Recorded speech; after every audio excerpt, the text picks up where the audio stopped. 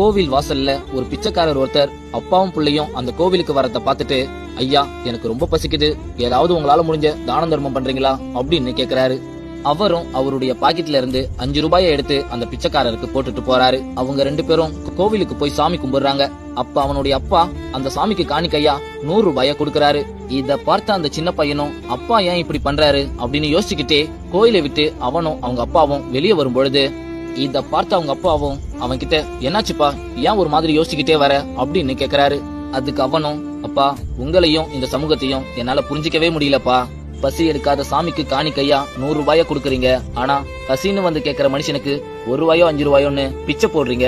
நீங்களா இருந்தாலும் சரி, இந்த சமூகத்துல யாரா இருந்தாலும் சரி, சாமிக்கு காணிக்கையா போடுற காசுல எத்தனை ஏழை மக்களுடைய பசியை தீர்த்திருக்கலாம் தெரியுமாப்பா? அப்பா நீங்க கொடுத்த அந்த 100 ரூபாய் சாமிக்கு என்ன செய்ய போகுதுன்னு எனக்கு தெரியாதுப்பா.